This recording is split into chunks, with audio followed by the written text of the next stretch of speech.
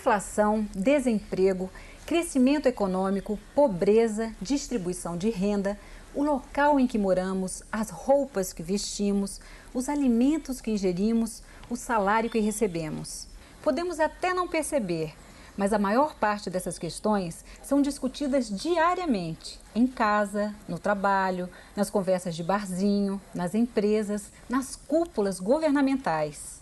Todas elas estão ligadas a uma palavra que você já ouviu muitas vezes: economia. A palavra economia vem do grego oikos, que significa casa, e nomos, que significa norma ou lei. Assim, economia quer dizer administrar a casa e, por analogia, a empresa, o país. Por isso é importante conhecer a ciência econômica. É ela quem vai nos fornecer as ferramentas para compreendermos melhor os problemas que nos cercam.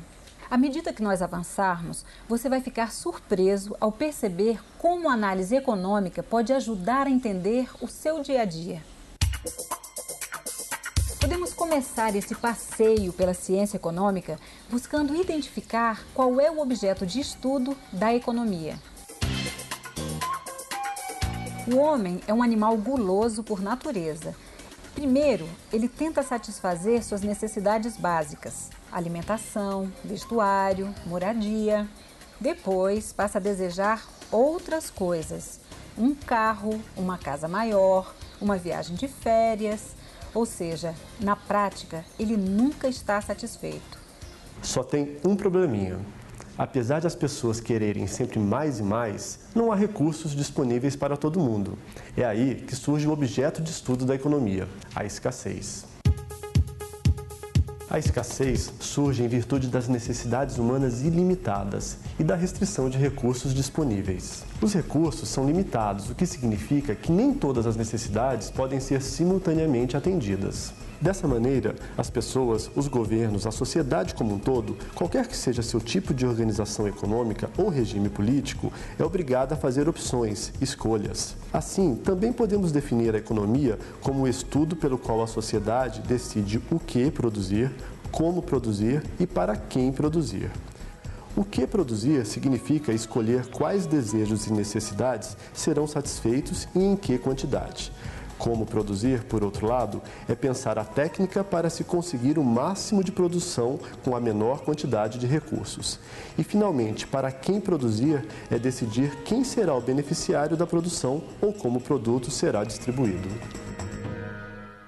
As respostas às questões o que, como e para quem produzir vão depender da organização econômica vigente.